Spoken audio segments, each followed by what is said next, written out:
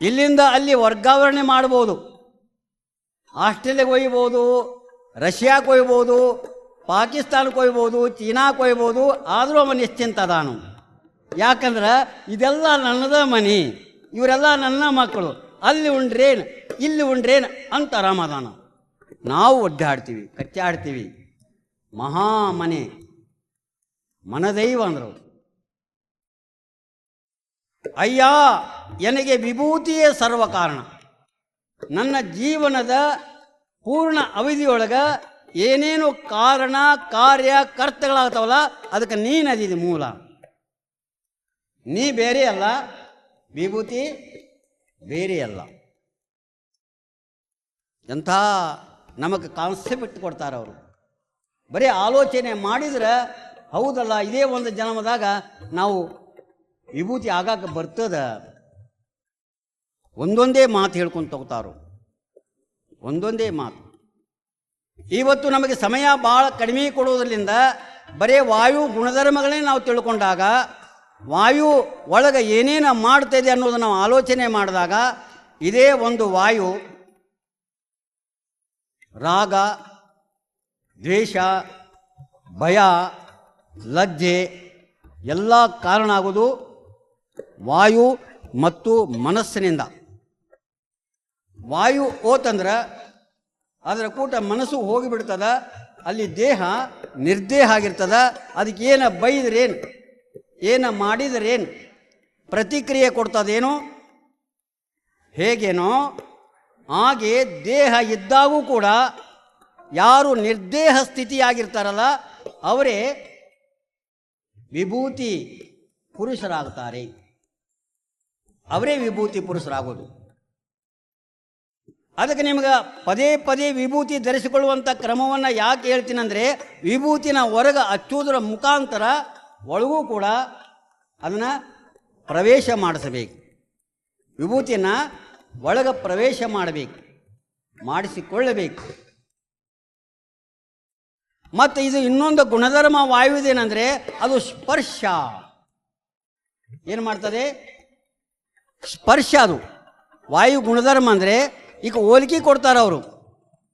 ಕಣ್ಣು ಅಗ್ನಿ ತತ್ವ, ಕಿವಿ ಆಕಾಶ ತತ್ವ, ಏನು ಮೂಗು ಗಂಧ ತತ್ವ, ನಾಲಿಗೆ ಜಲತತ್ವ, ಚರ್ಮ ವಾಯು ತತ್ವ ವಿಭಜನೆ ಮಾಡ್ತಾರೆ. ಅವು ಬೇರೆ ಇವು ಬೇರೆ ಅಲ್ಲ.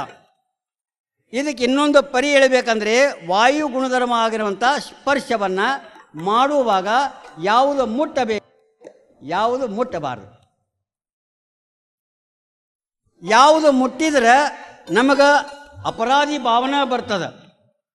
ನಿಮಗೆ ಗೊತ್ತಿರಲಿ, ನೀವು ತಿಳಿದೇ ಮಾಡಲಿ, ತಿಳಿದೇ ಮಾಡಿರಿ, ನೀವು ತಪ್ಪು ಮಾಡಿರಿ ಅನ್ನೋದನ್ನು ಪೊಲೀಸರು ಹುಡುಕಬೇಕಾಗಿಲ್ಲ, ಲೋಕಾಯುಕ್ತರು ಹುಡುಕಬೇಕಾಗಿಲ್ಲ. ನಿಮ್ಮ ಅಂತರಂಗದೊಳಗೆ ಹೇಳ್ತದ ನಾ ತಪ್ಪು ಮಾಡೀನಿ, ಅಪರಾಧಿ ಭಾವನೆ ಬರ್ತದೆ. ಹಂಗೆ ಅಪರಾಧಿ ಭಾವನೆ ಮಾಡೋದು ಪ್ರಯತ್ನ ಮಾಡಿ ಯಾವುದ್ಯಾವುದರ ಮುಟ್ಟಿದ್ರೆ ನೀವು ತಿಳ್ಕೋಬೇಕು ವಿಭೂತಿ ಹಚ್ಚಿಕೊಂಡಿಲ್ಲ ಅಂತ ತಿಳ್ಕೊಂಡ ಬಿಡ್ರಿ. ನೀವು ಕ್ರಿಯೆಗೆ ಪ್ರತಿಕ್ರಿಯೆ ಆಗ್ತದೆ. ಜೀವನದೊಳಗೆ ನೀವು ಕಳಂಕ ಬದುಕಬೇಕಾದ್ರೆ ಮುಟ್ಟುವಾಗ ಭಾಳ ಜಾಗರೂಕದಿಂದ ಮುಟ್ರಿ. ಅದಕ್ಕೆ ಅಂದ್ರವರು ನಮ್ಮ ತಾಯಿ, ಅರ್ಚನೆ ಪೂಜನೆ ನೇಮವಲ್ಲ, ಧೂಪ ದೀಪಾರತಿ ನೇಮವಲ್ಲ. ಯಾವುದು ನೇಮ? ಪರಧನ ಪರಸತಿ ಪರದೈವಂಗೆ ಎರಗದಿರ್ಪುದೇ ನಿತ್ಯ ನೇಮ. ಮುಟ್ಟುವಾಗ ಇಷ್ಟು ಜಾಗರೂಕದಿಂದ ಹುಟ್ಟಬೇಕು. ನಾವು ಇವತ್ತೇನು ಮಾಡಾಕತ್ತೀವಿ ಅಂದ್ರೆ ಬುದ್ಧಿವಂತಿಕೆಯಿಂದ. ನಿನ್ನೆ ನ್ಯಾಯಾಧೀಶರು ಒಂದು ಮಾತು ಹೇಳಿದ್ರು ಮೊನ್ನೆ. ಅವ್ರಿಗೆ ಗೊತ್ತಿದೆ ಸತ್ಯ ಅನ್ನೋದು. ಎಲ್ಲ ಕಲ್ತು ಬಂದಾರು, ಲಾ ಓದ್ಯಾರು. ಆದರೆ ಇಲ್ಲಿ ನಡೀತಾ ಇರೋದು ನೋಡಿದಾಗ ಸಾಕ್ಷಿ ಇಲ್ಲದಕ್ಕೆ ನಾನೇನೋ ಮಾಡಲಿಕ್ಕೆ ಅಸಹಾಯಕನಾಗ್ತಾ ಇದ್ದೀನಿ. ಅಂದರೆ ಯಾರು ವಿಭೂತಿ ಹಚ್ಕೊಂಡಿವಿ? ನಾವು ಯಾರು ವಿಭೂತಿ ಹಚ್ಕೊಂಡಿವಿ? ನಿಮಗೆ ಗೊತ್ತಿರಲಿ, ಕಲ್ಯಾಣದೊಳಗೆ ರಾತ್ರಿ ಯಾರೂ ಬಾಗಲ ಆಗ್ತಿದ್ದಿಲ್ಲಂತವ, ಬಾಗಲನೇ ಆಗ್ತಿದ್ದಿಲ್ಲಂತ. ಅಷ್ಟು ವಿಶ್ವಾಸ. ಯಾರು ವಸ್ತುವನ್ನು ಮುಟ್ತಾ ಇದ್ದಿಲ್ಲ. ಹಂಗೆ ಇವತ್ತು ಆಲೋಚನೆ ಮಾಡಿದ್ರೆ ಎಷ್ಟು ಇದಾಗ್ತದೆ. ನಿಮಗೆ ಗೊತ್ತಿರಲಿ, ಮುಟ್ಟುವಾಗ ನೀವೇನು ಮುಟ್ಟಿ ಬಿಡ್ತೀರಲ್ಲ, ಅದು ಎಣ್ಣಿರ್ಬೋದು, ಒಣ್ಣಿರ್ಬೋದು, ಮಣ್ಣಿರ್ಬೋದು, ಮುಟ್ರಿ ಬ್ಯಾಡ ಅನ್ನೋದಿಲ್ಲ. ಆದರೆ ನಿಮ್ಮದು ಮುಟ್ಟಿದ್ರೆ ನಿಮಗೆ ಭಯ ಇರೋದಿಲ್ಲ, ಪರದ ಮುಟ್ಟಿದ್ರೆ ಭಯ ಆಗ್ತದೆ. ಯಾವಾಗ ಭಯ ಬಂತು, ನಿಮಗೆ ಅಪರಾಧಿ ಭಾವನಾ ಬಂತು, ಆವಾಗ ನೀವೇನಾಗ್ತೀರಿ? ಭಾಳ ಸಣ್ಣವರಾಗ್ತೀರಿ, ಭಾಳ ಸಂಕುಚಿತ ಆಗ್ತೀರಿ, ಸಮಾಜದೊಳಗೆ ಅಗೌರವಕ್ಕೊಳಗಾಗ್ತೀರಿ. ಅದಕ್ಕೆ ಒಂದು ಇಂಗ್ಲೀಷ್ನೊಳಗೆ ಭಾಳ ಒಂದು ಶಬ್ದ ಚಲೋ ಐತಿ, ಅದು ಕನ್ನಡದಾಗೂ ಹೇಳ್ತೀನಿ. Wealth is loss, nothing loss ಅಂತಾರೆ ಅವರು. Health is loss, something loss ಅಂತಾರೆ, ಸಮಥಿಂಗ್ ಲಾಸ್ ಅಂತಾರೆ. Correct is loss, everything loss.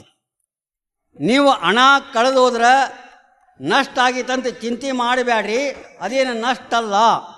ನೀವು ಮತ್ತೆ ಸಂಪಾದನೆ ಮಾಡಿದರೆ ಆ ಹಣವನ್ನು ನೀವು ಮತ್ತೆ ಪ್ರಯತ್ನ ಪಟ್ಟು ಪಡಿಬೋದು, ಅದಕ್ಕೆ ಚಿಂತಿಸಬೇಡ್ರಿ. ಆರೋಗ್ಯ ನಷ್ಟ ಆದ್ರೆ ಸ್ವಲ್ಪ ಚಿಂತೆ ಮಾಡಿರಿ, ಮತ್ತು ಅದು ಶುಶ್ರೂಷೆ ಮಾಡಿದರೆ, ಚಿಕಿತ್ಸೆ ಪಡ್ಕೊಂಡ್ರೆ ಅದನ್ನು ಪಡ್ಕೊಳ್ಳೋಕೆ ಬರ್ತದೆ. ಆದ್ರೆ ಮುಖ್ಯವಾಗಿ ಗಮನಕ್ಕೆ ತಗೊಳ್ರಿ, ಚರಿತ್ರ. ಒಮ್ಮೆ ನೀವು ಚರಿತ್ರ ಕಳ್ಕೊಂಡ್ರೆ ಅದನ್ನು ಮತ್ತೆ ಪಡ್ಕೊಳ್ಳೋಕೆ ಬರುವುದಿಲ್ಲ. ಹಾಗಾದರೆ ನಮ್ಮ ಮೂಲ ಸಂಪಾದನೆ ಯಾವುದು? ಚಾರಿತ್ರ್ಯವಂತರಾಗೋದು. ನಾವು ಜನರ ಕಣ್ಣು ತಪ್ಪಿಸಬಹುದು, ಜನರ ಕಿವಿನ ಮುಚ್ಚಿಸಬಹುದು, ಆದರೆ ಸಮಾಜ ಯಾವಾಗಲೂ ಕೋಟಿ ಕಣ್ಣು ಕೋಟಿ ಕಿವಿಯಿಂದ ನಮಗೆ ಒಂದು ಸರ್ಟಿಫಿಕೇಟ್ ಕೊಡ್ತದೆ ಹೋಗುವಾಗ. ಚರಿತ್ರವಂತನೋ ಅಥವಾ ಚರಿತ್ರಹೀನನೋ ವಿಭೂತಿ ಹಚ್ಕೊಳ್ಳೋ ಪರಿ ಹೇಳ್ತಾರೆ ಅವರು. ಹಿಂಗೆ ಹಚ್ಕೋಬೇಕು ವಿಭೂತಿ.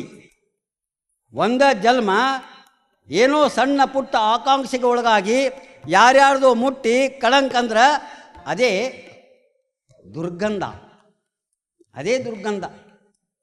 ಅದಕ್ಕೆ ಮಾಲಿನ್ಯ ಅಂತಾರದು. ಅದಕ್ಕೆ ಮಾಲಿನ್ಯ ಅನ್ನೋದು, ಮತ್ಯಾವುದು ಮಾಲಿನ್ಯ ಅಲ್ಲ. ಮಾಲಿನ್ಯ ಅಂದ್ರೆ ಏನು? ಕಳಂಕನೇ ಮಾಲಿನ್ಯ. ನೀವು ಸಗಣಿ ಬಳಿದ್ರೆ ಮಾಲಿನ್ಯ ಅಲ್ಲ, ಕಸ ಗುಡಿಸಿದ್ರೆ ಮಾಲಿನ್ಯ ಅಲ್ಲ. ಇದಕ್ಕೆ ಅವರು ಮಾಲಿನ್ಯ ಅಂದೇ ಇಲ್ಲ ಶರಣರು. ಯಾವುದಕ್ಕೆ ಮಾಲಿನ್ಯ ಅಂತಾರೆ? ಯಾವುದು ನಮ್ಮ ಆತ್ಮ ವ್ಯಕ್ತಿತ್ವವನ್ನು ಕಳಂಕ ತರ್ತದೆ ಅದು ಮಾಲಿನ್ಯ. ಆ ಮಾಲಿನ್ಯವನ್ನು ಕಳ್ಕೊಳ್ಳೋದೇನೈತಲ್ಲ ಅದು ವಿಭೂತಿ ಧಾರಣ ಮಾಡಿಕೊಳ್ಳುವಂಥ ಪರಿ. ಒಳಗೆ ಹೋಗ್ಬೇಕು ನಾವು. ಮುಟ್ಟುವಾಗ ಭಾಳ ಎಚ್ಚರ ಇರಬೇಕು, ಭಾಳ ಎಚ್ಚರ ಇರಬೇಕು. ಒಮ್ಮೆ ಮುಟ್ಟಿದ ಮೇಲೆ ಒಮ್ಮೆ ಕಳ್ಳಂದ ಮ್ಯಾಗ ಕಳ್ಕೊಳಕ್ಕೆ ಬರ್ತೈತೇನು? ಅಡಿಕೆಗೆ ಹೋದ ಮಾನ ಆನೆ ಕೊಟ್ಟರೂ ಬರೋದಿಲ್ಲ ಅಂತೇಳಿ ಎಲ್ಲೆಲ್ಲ ಮಹಾತ್ಮರು ಏನೇನೋ ಮಾಡತ್ತಾರ. ಸಂಸ್ಥಾನ ನುಂಗಿದ ಮೇಲೆ ಬೇರೆ ದಾನ ಮಾಡಕ್ಕೆ ಹೋಗ್ತಾರ, ಇದು ಮಾಡಕ್ಕೆ ಹೋಗ್ತಾರ. ಅದು ಕಳೀತೈತೇನು? ಕಳೀದಿಲ್ಲ. ಮೀ ಪರೆ ಪೋಪರೆ ಪಾಪವೇನು ಕೆಸರೇ ಅಂತಾರವರು. ಕೆಸರೇನದು? ತೊಳ್ಕೊಳ್ಳಾಕ. ಅದಕ್ಕೆ ಈ ವಾಯು ತತ್ವ ಗುಣಧರ್ಮವಾಗಿರುವಂಥ ಸ್ಪರ್ಶ ಜ್ಞಾನವನ್ನು ಮಾಡುವಾಗ ಏನು ಮುಟ್ಟಬೇಕು, ಏನು ಮುಟ್ಟಬಾರ್ದು, ಭಾಳ ಅದ್ಭುತವಾದಂಥ ತತ್ವ ಇದು. ಯಾವುದು ಮುಟ್ಟಿದ್ರೆ ಆತ್ಮಕ್ಕೆ ಸಂಕುಚಿತ ಭಾವ ಬರ್ತದೆ, ಅಪರಾಧಿ ಭಾವನೆ ಬರ್ತದೆ, ಸಮಾಜದೊಳಗೆ ಅಗೌರವವಾಗಿ ಆಗ್ತದೆ. ಅದನ್ನು ಮಾಡಬೇಡ್ರಿ. ನೀವು ವಿಭೂತಿ ಪುರುಷರಾಗಕ್ಕೆ ಬಂದಿರಿ ಇವತ್ತು ಶರಣ ತತ್ವ ಕಮ್ಮಟ್ಟಕ್ಕೆ. ಇವು ನಾವು ಹೇಳೋ ಮಾತಲ್ಲ. ನಮ್ಮ ಅಪ್ಪನವರು ನಮ್ಮ ಮಕ್ಕಳು ಹಂಗಾಗಲಿ, ನಮ್ಮಂಗೆ ಚಾರಿತ್ರವಂತರಾಗಲಿ ಅಂತ ನಮಗೆ ಅದನ್ನು ತಿಳಿಸಿಕೊಟ್ಟಾಕ ಬಂದಾರು. ಅದು ನಾವು ಪುನರುಚ್ಚಾರ ಮಾಡಿ ಅದನ್ನು ಅನುಕರಣೆ ಮಾಡಲಿಕ್ಕೆ ಬಂದೀವಿ ನಾವು. ಹಂಗೆ ಮುಂದೆ ಹೋಗ್ತಾ ಈ ವಾಯು ತತ್ವ ಮೂಲಕ ನಮ್ಮಲ್ಲಿ ಆಗುತ್ತಿರುವಂಥ ದೋಷಗಳು ಏನೇನಾಗ್ತಾವು ಇಷ್ಟಕ್ಕೆ ಮೀಸಲಲ್ಲದು. ಉಣ್ಣುವಾಗೂ ಕೂಡ ಏನು ಉಣಬೇಕು, ಏನು ಮುಟ್ಟಬೇಕು, ಬರೀ ಒಣ್ಣು ಹೆಣ್ಣು ಮಣ್ಣಲ್ಲ. ಉಣ್ಣುವಾಗೂ ಕೂಡ ಆರೋಗ್ಯವಾಗಿರಬೇಕಾದ್ರೆ ಏನು ಉಣಬೇಕು ಅದನ್ನೂ ಕೂಡ ಇರಬೇಕಾಗ್ತದೆ. ಇದು ವಿಭೂತಿಯೊಳಗೆ ಬರುವಂಥದ್ದು. ಯಾವುದು ಮುಟ್ಟಿ ಬಾಯಿಯೊಳಗೆ ಪ್ರವೇಶ ಮಾಡಿದರೆ ವಿಕಾರ ಬರುವುದಿಲ್ಲಲ್ಲ, ಅದು ವಿಭೂತಿ ಅನಿಸಿಕೊಳ್ತದೆ. ನೀವು ಉಂಡ ಅನ್ನ ಅಕಸ್ಮಾತ್ ವಿಕಾರಗೊಳಪಟ್ಟರೆ ಅದು ಭೂತಿ ಅನಿಸ್ಕೊಳ್ತದೆ. ಅದಕ್ಕೆ ನಾವು ಪರಿವರ್ತನೆ ಆಗಬೇಕಾಗಿದ್ದರೆ ಇವು ಹುಟ್ಟಿನಿಂದ ಬಂದಿರುವಂಥ ಈ ಎಲ್ಲ ಗುಣಗಳನ್ನು ಸುಟ್ಟಾಕಬೇಕು. ಎದರಿಂದ ಸುಡಬೇಕ್ರಿ ಅಂತೀರಿ ನೀವು? ಎದರಿಂದ ಸುಡ್ತೀರಿ? ಸುಡಾಕ ಬರ್ತೈತೇನದು? ಗಾಳಿನ ಸುಡಾಕ ಬರ್ತೈತೇನು? ಮನಸ್ಸನ್ನು ಸುಡಾಕ ಬರ್ತೈತೇನು? ಬರೋದಿಲ್ಲ. ಆದರೂ ಬರ್ತದೆ ಅಂತಾರೋ. ಬರ್ತದೆ. ಯಾಕೆ ಬರೋದಿಲ್ಲ? ಬರ್ತದೆ. ಇದಕ್ಕೊಂದು ಅಗ್ನಿ ಬ್ಯಾರೆ ಮಾಡ್ಯಾರವರು. ಇದಕ್ಕೆ ಚಿದಗ್ನಿ ಅಂತಾರು, ಇದಕ್ಕೆ ಜ್ಞಾನಾಗ್ನಿ ಅಂತಾರು. ಈ ಜ್ಞಾನಾಗ್ನಿಯಿಂದ ಮಾತ್ರ ಸುಡಾಕ ಬರ್ತದೆ. ಶರೀರ ಇದ್ದಂಗೆ ಇರ್ತದೆ, ಪ್ರಾಣ ಇದ್ದಂಗೆ ಇರ್ತದೆ, ಪರಿವರ್ತನೆ ಆಗ್ತಿರ್ತದೆ. ಆಗಾಕ ಬರುವುದಿಲ್ಲೇನು? ಮಕ್ಕಳಿದ್ದವರು ಮಕ್ಕಳಾಗಿ ಇದ್ದಾರೇನೀಗ? ವಯಸ್ಸಾದ್ಮ್ಯಾಗ ಪರಿವರ್ತನೆ ಹಾಕ್ಕೊಂತ ಬಂದಿಲ್ಲೇನು? ನಮಗೆ ಮೂಲ ಸ್ವರೂಪದ ಧ್ಯಾನ ಮಾಡಿಕೊಳ್ಳಬೇಕಾದ್ರೆ ಒಳಗಿನ ವ್ಯವಹಾರವನ್ನು ನಾವೇನು ಮಾಡಬೇಕಂದ್ರೆ, ಇಲ್ಲಿವರೆಗೂ ಮಾಡಿದ್ದು ಸುಮ್ಮನೆ ವ್ಯರ್ಥಪ.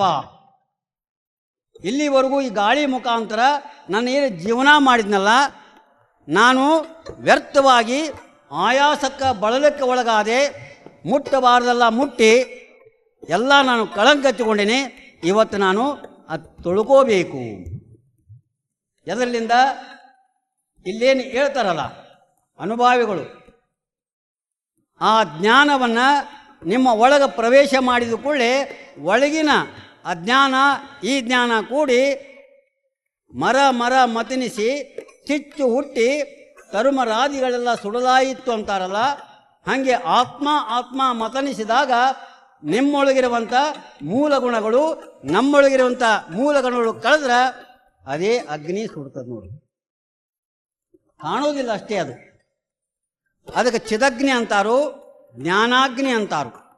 ಅದಕ್ಕೆ ತಾಯಂದ್ರೆ ತಂದೆಯಂದರೆ ನೀವೆಲ್ಲರೂ ನಾವೆಲ್ಲರೂ ಮೂಲ ಎಲ್ಲಿಂದ ಬಂದೀವಂದರೆ ಆ ಪರಮಾತ್ಮನೆಂಬ ಪರಶಿವ ತತ್ವದಿಂದ ಬಂದಿರುವಂಥವ್ರು ನಾವು. ಅದರಿಂದ ಬಂದಿರುವಂಥ ಪಂಚಭೂತಗಳಾದಂಥ ಪೃಥ್ವಿ, ಅಪ್ಪು, ತೇಜು, ವಾಯು, ಆಕಾಶಗಳಿಂದ ಈ ಪಿಂಡ ತಯಾರಾಗಿದೆ. ಈ ಪಿಂಡದೊಳಗೂ ಕೂಡ 3 ಪ್ರಕಾರ ವಿಭಜನೆ ಮಾಡ್ತಾರೆ. ಸ್ಥೂಲ ಶರೀರ ಅಂದರೆ ದೇಹ, ಅದು ಕೇವಲ ಪೃಥ್ವಿ ಮತ್ತು ಜಲದಿಂದ ಆಗಿರ್ತದೆ. ಸೂಕ್ಷ್ಮ ಶರೀರ ಅಂದರೆ ಪ್ರಾಣ, ಸೂಕ್ಷ್ಮ ಶರೀರ ಅಂದರೆ ಪ್ರಾಣ, ಅದು ಅಗ್ನಿ ಮತ್ತು ವಾಯುವಿನಿಂದ ಆಗಿರ್ತದೆ. ಕಾರಣ ಶರೀರ ಅಂದರೆ ಅದು ಆತ್ಮ, ಆಕಾಶ ಮತ್ತು ಆತ್ಮತತ್ವದಿಂದ ಆಗಿರ್ತದೆ. ಅದು ಬೇರೆ, ಇದು ಬೇರೆ ಅಲ್ಲ. ಅವೆರಡೂ ಸಂಯೋಗಗೊಂಡಾಗ ನಮಗೆ ಜನನ ಆಗ್ತದೆ. ಅವು ವಿಯೋಗಗೊಂಡಾಗ ನಮಗೆ ಮರಣ ಆಗ್ತದೆ. ನಿಜವಾಗಿ ಆತ್ಮನಿಗೆ ಜನನೂ ಇಲ್ಲ, ಮರಣನೂ ಇಲ್ಲ. ಜನನೂ ಇಲ್ಲ, ಮರಣನೂ ಇಲ್ಲ. ನಮಗಂಗೆ ತೋರ್ತದ ನಾವೆಲ್ಲರೂ ಹಿಂಗೆ ಬಂದೀವಿ, ನಮ್ಮ ಹಿರಿಯರೆಲ್ಲ ಹಿಂಗೆ ಬಂದಾರು, ತಾಯಿ ಗರ್ಭದಿಂದ ಬಂದಾರಂತ ನಾವು ತಿಳ್ಕೊತೀವಿ.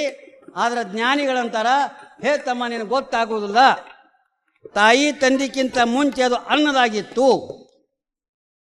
ಅನ್ನದಕ್ಕಿಂತ ಮುಂಚೆ ಅದು ಭೂಮಿಯೊಳಗಿತ್ತು, ನೀರಿನೊಳಗಿತ್ತು, ಅಗ್ನಿಯೊಳಗಿತ್ತು, ವಾಯುನೊಳಗಿತ್ತು, ಆಕಾಶದೊಳಗಿತ್ತು, ಸೂರ್ಯ ಚಂದ್ರ ಆತ್ಮದೊಳಗಿತ್ತು.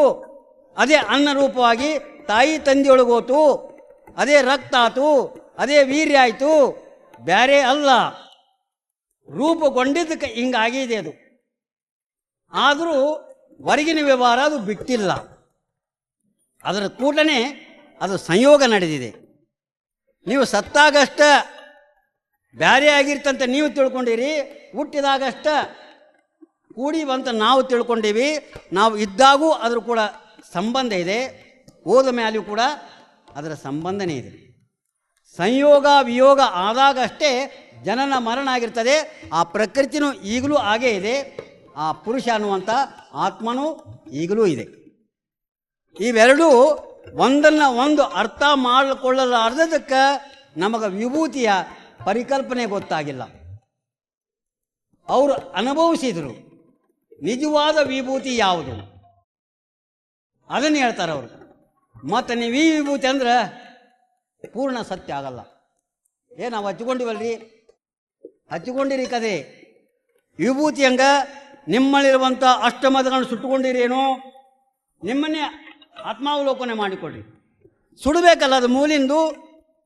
ಕಾಮ ಕ್ರೋಧ ಲೋಭ ಮೋಹ ಮದಗಳನ್ನು ಸುಟ್ಟುಕೊಂಡಿರೇನು? ಇಲ್ಲ. ಸಪ್ತ ವ್ಯಸನಗಳು ಸುಟ್ಟುಕೊಂಡಿರೇನು? ಇಲ್ಲ. ಇವೆಲ್ಲ ಸುಟ್ಟ ಮ್ಯಾಗ ವಿಭೂತಿ ಆಗ್ತದೆ, ಇರ್ಲಿಕ್ಕೆ ಆಗೋದಿಲ್ಲ. ವಿಭೂತಿ ಅಂದರೆ ಸುಮ್ಮ ಹಿಂಗೆ ಹೊರಗೆ ಹಚ್ಕೊಡೋದಲ್ಲ, ಒಳಗೆ ಏನು ನಡೀತೈತಲ್ಲ ನಿಜವಾದ ವೈರಿಗಳಿವು. ನಾವೆಲ್ಲ ತಿಳ್ಕೋಬೇಕು. ನಾವು ಬೇರೆ ನೀವು ಬೇರೆ ಅಂತ ವೈರಿಗಳಂತ ನಾವು ಹೊರಗಿನ ತಿಳ್ಕೊಂಡಿದ್ದೀವಿ. ಹಂಗೇನಿರೋದಿಲ್ಲ. ಅದು ಯಾರೂ ವೈರಿಗಳಲ್ಲ, ಯಾರು ಮಿತ್ರರಲ್ಲ. ಸಂದರ್ಭಕ್ಕನುಗುಣವಾಗಿ ನಾನು ಇವತ್ತು ಬಂದಾಗ ಏನೋ 4 ಮಾತು ಚಲೋ ಮಾತಾಡಿದ ಕೂಡಲೇ ನೀವೇನಂತೀರಿ? ಭಾಳ ಒಳ್ಳೆಯವರದ್ರಿ, ನಮ್ಮ ಮನೆಗೆ ಬರ್ರಿ, ನೀರು ಕೊಡ್ರಿ, ಅನ್ನ ತಗೋರಿ ಅಂತೀರಿ. ಇಷ್ಟಕ್ಕೆ ನೀವು ಏನಂತೀರಿ? ಮಿತ್ರತ್ವ ಅಂತ ತಿಳ್ಕೊತೀರಿ. ಹಿಂಗೆ ನೀವು ಮಾಡಿದಾಗ ನಾನು ನಿಮ್ಮನ್ನು ಸ್ನೇಹಿತರಂತ ಭಾವಿಸ್ತೀನಿ. ಅಕಸ್ಮಾತ್ ನನ್ನ ಹಸಿವು ಬಂದಾಗ ನಿಮ್ಮದು ಏನೋ ಕಾರಣ ಇರ್ತಾವೆ, ಏನೇನೋ ತಕಲೀಫುಗಳಿರ್ತಾವೆ. ಅಂಥ ಸಂದರ್ಭದೊಳಗೆ ನೀವೇನಾರು ಒಂದು ಸ್ವಲ್ಪ ಕೊಳ್ಳಿಲ್ಲ ಅಂದ್ಕೊಳ್ಳೆ ನೀವೇ ನನಗೆ ಶತ್ರುಗಳಾಗ್ತೀವಿ. ಶತ್ರುತ್ವ ಮಿತ್ರತ್ವ ಅನ್ನೋದೇನಿದೆಯಲ್ಲ ಅದು ಸಂದರ್ಭಕ್ಕೆ ಅನುಗುಣವಾಗಿ ಆಗುವಂಥದ್ದು ಕ್ರಿಯೆಗಳೇ ಹೊರತು ಅವು ಶಾಶ್ವತ ಅಲ್ಲ. ಅದಕ್ಕೆ ವಿಭೂತಿ ಆದವರು ಏನು ಮಾಡ್ತಾರಂದರೆ ಯಾರನ್ನೂ ಶತ್ರು ಅಂತ ಭಾವಿಸೋದಿಲ್ಲ, ಯಾರನ್ನೂ ಮಿತ್ರ ಅಂತ ಭಾವಿಸೋದಿಲ್ಲ, ಎಲ್ಲರನ್ನೂ ಸಮದೃಷ್ಟಿಯಿಂದ. ಅದು ಸಂದರ್ಭ ಅಷ್ಟೇ ಅಲ್ಲಂತಾರೆ ಅವರು. ಆರ್ ಮಠಪತಿ ಅವರು ಸಂದರ್ಭಕ್ಕಷ್ಟೇ, ಆದರೆ ಅವರು ಶತ್ರುನೂ ಅಲ್ಲ ಮಿತ್ರರೂ ಅಲ್ಲ. ಈ ಭಾವನೆ ನಿಮ್ಮ ಮನೆಯೊಳಗೆ ಎಲ್ಲರ ಜೊತೆಗೆ ಮಾಡಿರಿ. ಮೊದಲು ಹೊರಗೆ ಬರಬೇಡ್ರಿ, ನೀವು ಮನೆ ಒಳಗೆ ಮಾಡಿರಿ. ಮನೆಯ ಒಳಗೆ ಎಲ್ಲರೂ ನೀವು ಒಂದೇ ದೃಷ್ಟಿಯಿಂದ ನೋಡಿ ಬಿಟ್ರೆ ನಿಮ್ಮ ಮನೆಯೊಳಗೆ ಅತ್ತಿ ಬ್ಯಾರೆ ಕಾಣೋದಿಲ್ಲ, ಸೊಸಿ ಬ್ಯಾರೆ ಕಾಣೋದಿಲ್ಲ, ಮಗಳು ಬ್ಯಾರೆ ಕಾಣೋದಿಲ್ಲ, ಅಣ್ಣ ಬ್ಯಾರೆ ಕಾಣೋದಿಲ್ಲ, ತಮ್ಮ ಬ್ಯಾರೆ ಕಾಣೋದಿಲ್ಲ. ಬ್ಯಾರೆ ಯಾಕೆ ಕಾಣ್ತೈತಂದ್ರೆ ನೀವು ಭೂತಿ ಅದೀರಿ. ನಿಮಗೆ ದ್ವೈತ ಭಾವನೆ ಬಂದಿದೆ. ಅದನ್ನು ಕಳ್ಕೊಳ್ಳೋದೆ ವಿಭೂತಿ. ಪ್ರಾರಂಭ ನಿಮ್ಮ ಮನೆಯಿಂದ ಪ್ರಾರಂಭವಾಗಲಿ. ಇವತ್ತುವರೆಗೂ ಆಗಿದೆ, ಗೊತ್ತಿದ್ದಿಲ್ಲ ಆಗಿದೆ. ನಾಳೆ ಇವತ್ತು ನೀವು ಕಮ್ಮಟ ಮುಗಿದುಕೊಳ್ಳೆ, ಮನೆ ಒಳಗೆ ಓದುಕೊಳ್ಳೆ, ಅತ್ತಿನ ನೋಡು ದೃಷ್ಟಿನ ತಾಯಿ ನೋಡ್ದಂಗೆ ನೋಡಬೇಕು. ಸೊಸಿ ಅತ್ತಿ ನೋಡಬೇಕಾದ್ರೆ ತಾಯಿ ನೋಡ್ದಂಗೆ ನೋಡಬೇಕು, ಅತ್ತಿ ಸೊಸಿ ನೋಡಬೇಕಾದ್ರೆ ಮಗಳು ನೋಡ್ದಂಗೆ ನೋಡಬೇಕು. ಆವಾಗ ನೀವು ವಿಭೂತಿ ಹಚ್ಕೊಳ್ಳೋದಕ್ಕೆ ನಮಗೆ ಗ್ಯಾರಂಟಿ ಆಗ್ತದೆ. ಇರ್ಲಿಕ್ಕರ ನಾವು ಕಲ್ಲಿನ ಮ್ಯಾಗ ನೀರು ಹಾಕಿ ನೀರನ್ನು ವ್ಯರ್ಥ, ಕಲ್ಲು ನೆನೆಯುವುದಿಲ್ಲ. ಅದಕ್ಕೆ ಹೇಳಿದ್ದೆ ಹೇಳುವರು, ಕೇಳಿದ್ದೆ ಕೇಳುವರು, ಹೇಳಿದ್ದೆ ಹೇಳಿ ಕೇಳಿದ್ದೆ ಕೇಳಿ ಸುಖಿಸುವರೇ ಇವರು. ಗುರುವಿನ ಹೇಳಿಕೆಯೇ ಬೇರೆ ಸರ್ವಜ್ಞ ಅಂತಾರು. ಸರ್ವಜ್ಞ. ಅದಕ್ಕೆ ನಾವು ಹೇಳಿದ್ವಿ, ನೀವು ಕೇಳಿದ್ರಿ, ಕೇಳಿದ್ದು ನೀವು ಇಲ್ಲೇ ಬಿಟ್ರಿ, ಹೇಳಿದ್ದು ನಾವು ಇಲ್ಲೇ ಬಿಟ್ಟು ಅಂದ್ರೆ ಅರ್ಥ ಆಗೋದಿಲ್ಲ. ನಾಳೆ ಹೋದುಕೊಳ್ಳೆ ನಮಗೇನೋ ಶರಣ ಕಮ್ಮಟದಾಗ ಯಾರೋ ಒಬ್ಬರು ಬಸವಣ್ಣನ ಹೆಸರು ಹೇಳಿ ಒಂದು ಉಪದೇಶ ಹೇಳ್ಯಾರ, ಒಂದಿಷ್ಟು ಜ್ಞಾನ ಹೇಳ್ಯಾರ, ವಿಭೂತಿ ಹಚ್ಕೊಳ್ಳೋ ಪರಿ ಹೇಳ್ಯಾರ. ಅದಕ್ಕೆ ಇಲ್ಲಿವರೆಗೂ ನಾವು ಹೊರಗೆ ಹಚ್ಕೊಂಡಿದ್ವಿ, ಇವತ್ತು ಒಳಗೆ ಹಚ್ಕೊತೀವಿ ಅಂತೇಳಿ ಮನಸ್ಸನ್ನು ಪರಿವರ್ತನೆ ಮಾಡಿಕೊಳ್ಳ್ರಿ. ನಿಮ್ಮ ಮನೆಯೊಳಗೆ ಕುಟುಂಬ ಸ್ವರ್ಗ ಆಗ್ತದೆ. ಸ್ವರ್ಗ. ಉದ್ವೇಗ ನಿಂತು ವಿಭೂತಿ ಬಂತು, ಉದ್ವೇಗ ಬಂತು ವಿಭೂತಿ ಹೋಗ್ತದೆ, ಉದ್ವೇಗ ನಿಂತು ವಿಭೂತಿ ಆಗ್ತದೆ. ಮಾಡ್ಕೊತೀರೇವ? ಮಾಡಿಕೊಳ್ಳ್ರಿ. ಯಾಕಂದ್ರೆ ನೀವು ಒಂದೇ ಮನೆಯಾಗಿರ್ತೀರಿ. ಈ ಸಣ್ಣ ಪುಟ್ಟಕ್ಕೆ ಉದ್ವೇಗ ಮಾಡಿಕೊಂಡು ನೀವೊಂದು ಕಡೆ ಅವರೊಂದು ಕಡೆ ಇದ್ದರೆ ಮನಃಶಾಂತಿ ಸಿಗ್ತೈತೇನು? ಏನವ ವಿಭೂತಿ ಅಂದರೆ ಮನಕ್ಕೆ ಶಾಂತಿ ಪಡ್ಕೊಳ್ಳೋದೇ ವಿಭೂತಿ. ಅವ್ವ ಎಂಥ ಚಂದ ಹೇಳ್ತಾನೆ ನೋಡ್ರಿ. ಪೂಜೆ ಮಾಡ್ತೀರಿ ಏನು ಪೂಜೆ ಮಾಡ್ತೀರಿ ನೀವು? ಇವತ್ತು ಬೆಳಗ್ಗೆ ಪೂಜೆ ಮಾಡಿದಿರಿ. ಪೂಜೆ ಮಾಡೋದು ಕ್ರಮ ಹೇಳ್ತಾಳೆ ನಮ್ಮವ್ವ, ಸಜ್ಜನಳಾಗಿ. ನೀವು ಮಜ್ಜನ ಮಾಡ್ತಿರೋ ಬಿಡ್ತಿರೋ ಗೊತ್ತಿಲ್ಲ, ಮೊದಲು ಸಜ್ಜನರಾಗ್ರಿ. ಮಜ್ಜನ ಆದಂಗೆ. ಸಜ್ಜನ ಅಂದರೆ ಸದ್ಭಾವ, ಸದ್ಗುಣ, ಇವನು ಇಟ್ಟುಕೊಂಡು ಬಿಡ್ರಿ, ಮಜ್ಜನ ಆದಂಗೆ ಅದು. ಎರಡನೇ ಕ್ರಮ ಹೇಳ್ತಾರು, ಶಾಂತಳಾಗಿ. ಪೂಜೆ ಹಿಂಗೆ ಮಾಡಿರಿ ನೀವು. ಪೂಜೆ 2 ತಾಸು ಮಾಡಿದ್ರೇನು, 4 ತಾಸು ಮಾಡಿದ್ರೇನು? ಪೂಜೆ ಮುಗಿದ ಮೇಲೆ ಬಾಯಾಗ ಕೆಟ್ಟ ಶಬ್ದ ಬಂದ್ರೆ ಪೂಜೆ ಇಲ್ಲ, ಆಗೋದಲ್ಲ. ಬಿರುಗಾಳಿ ಬಂದರೂ ಕೂಡ, ಗುಡಿದು ಸಿಡಿದು ಬಿದ್ದರೂ ಕೂಡ ಹೆಂಗಿರ್ಬೇಕಂದ್ರೆ ನೀರಿನಂಗಿರಬೇಕು ನೀವು. ಆವಾಗ ನೀವು ವಿಭೂತಿ ಹಚ್ಚಿಕೊಂಡಿದ್ದು ಖಾತ್ರಿ ಆಗ್ತದ. ಮೊದಲು ನಿಮಗಾಗ್ತದ, ಆಮೇಲೆ ಸಮಾಜದವ್ರು ಅಂತಾರೆ, ಹೌದಲ್ಲಪ್ಪ ಇವರು ವಿಭೂತಿ ಹಚ್ಕೊಂಡಾರ, ನಿಮಗೆ ನಮಸ್ಕಾರ ಮಾಡ್ತಾರೆ. ಮಾಡ್ಲಿಕ್ಕಂದ್ರೆ ನಾನು ಬಂದು ಕೇಳಿ ಮಾಡ್ತಾರೆ. ವಿಭೂತಿ ಹಚ್ಕೊಂಡಾರ ಇವರು, ಇವ್ರಿಗೆ ಪೂಜ್ಯ ಭಾವನೆಯಿಂದ ನೋಡಬೇಕು. ಇಲ್ಲಿ ಹೇಳಿ ಅಲ್ಲಿ ಹೋಗಿ ಜಗಳ ಮಾಡಿದರೆ ವಿಭೂತಿ ಅಲ್ಲ, ಆಗುವುದಿಲ್ಲ. ಅದು ರಿಸಲ್ಟ್ ಕೊಡ್ತೇವೆ ಸಮಾಜ. ನಮ್ಮನ್ನು ಕೋಟಿ ಕಣ್ಣಿನಿಂದ ರಿಸಲ್ಟ್ ಕೊಡ್ತದೆ. ಭಾಳ ಎತ್ತರ ಇರಬೇಕಾಗ್ತದೆ ನಾವು, ಭಾಳ ಎತ್ತರ. ಸಮಾಜದೊಳಗೆ ಹೆಜ್ಜೆಗೂ ಏನಾದರೂ ಮಾತನಾಡಿದರೆ ಯಾರಿಗೆ ಮನಸ್ಸು ನೋವಾಗ್ತದ, ವಿರೋಧ ಆಗ್ತದ, ಪರಸ್ಪರ ವಿವಾದ ಬರ್ತದ, ಜಗಳ ಬರ್ತದ, ಇವೆಲ್ಲ ಭೂತಿ ಲಕ್ಷಣ. ಇವ್ರು ಯಾವ ಕಳ್ಕೊತಾರೋ, ಸದಾ ಶಾಂತ ಗುಣವನ್ನು ಇಟ್ಕೊತಾರೋ ಅವರೇ ವಿಭೂತಿ ಹಚ್ಕೊಂಡಾರ ಅನ್ನೋದಕ್ಕೆ ಖಾತ್ರಿ ನಿಮಗೂ ನಮಗೂ ಅನ್ನುವಂಥ ಮಾತನ್ನು ಹೇಳಿ ನಾಳೆಯಿಂದ ಇದನ್ನು ರೂಢಿಗೆ ತೊಗೊಂಡು ಬರ್ರಿ. ಭಾಳ ಹೇಳ್ಕೊತ ಹೊಂಟೀವಿ ನಾವು, ನೀವು ಕೇಳ್ಕೊತ ಹೊಂಟೀರಿ. ಸ್ವಲ್ಪ ಬದಲಾವಣೆ ಮಾಡಿಕೊಳ್ಳೋಕೆ ನಮಗೆ ಐತಲ್ಲ ರಿಮೋಟ್, ಬೇರೆಯವ್ರು ಬೇಕೇನು ಅದಕ್ಕೆ? ಹಸಿವಾದ್ರೆ ಇನ್ನೊಬ್ಬರು ಬಂದು ಹೇಳಕ್ಕೆ ಬರ್ತೈತೆ ಏನು? ಯಾಕ್ರಿ ಬಾ ಹೇಳ್ರಿ. ನಮ್ಮ ಆತ್ಮಜ್ಞಾನ, ನಾವು ಮನಃಶಾಂತಿ ಪಡ್ಕೊಳ್ಳೋಕೆ ಬಂದೀವಿ. ಸುಖ ಅಂದ್ರೆ ನೀವೇನು ತಿಳ್ಕೊಂಡಿರಿ? ಪರಮ ಸುಖ ಅಂತಾರವರು. ಯಾವುದಕ್ಕಂದ್ರು? ಕಾರು, ಬಂಗಲೆ, ಹೊಲ, ಆಸ್ತಿಗಂದ್ರೆ ಏನು? ಪರಮ ಸುಖ ಯಾವುದಕ್ಕಂತಾರು? ಎಲ್ಲಿ ಶಾಂತಿ ಇರ್ತದ, ಎಲ್ಲಿ ನೆಮ್ಮದಿ ಇರ್ತದ, ಎಲ್ಲಿ ಪ್ರೀತಿ, ವಾತ್ಸಲ್ಯ, ಸ್ನೇಹ, ಸೌಹಾರ್ದತೆ ಇದಲ್ಲ, ಇದಕ್ಕೆ ಪರಮ ಸುಖ ಅಂತಾರು. ನೀವು ಏನೂ ಕೊಡ್ಲಿಕ್ಕೆ ಬೇಡ, ಚಲೋ 2 ಮಾತು ಮಾತಾಡಿದ್ರೆ ಎಷ್ಟು ಆನಂದ ಸಿಗ್ತದಲ್ಲ, ಅದೇ ವಿಭೂತಿ. ವಿಭೂತಿ ಅಂದರೆ ಮತ್ತೇನು ಅಲ್ಲ. ಎಲ್ಲಿ ಶಾಂತತೆ ಇರ್ತದೆ, ದೇಹ ಗುಣಗಳನ್ನೆಲ್ಲ ಕಳ್ಕೊಂಡಿರ್ತಾರ, ಪರಸ್ಪರ ವಿರೋಧ ಇರೋದಿಲ್ಲ. ಏನಪ್ಪ ಇವರು ಮನ್ಯಾಗ ಎಲ್ಲರೂ ಅವಿಭಕ್ತ ಕುಟುಂಬರದಾರಲ್ಲ, ಎಷ್ಟು ಆನಂದದಿಂದ ಕೂಡಿ ಉಣ್ತಾರೆ, ಕೂಡಿ ಬದುಕ್ತಾರೆ, ಕೂಡಿ ದುಡಿತಾರೆ.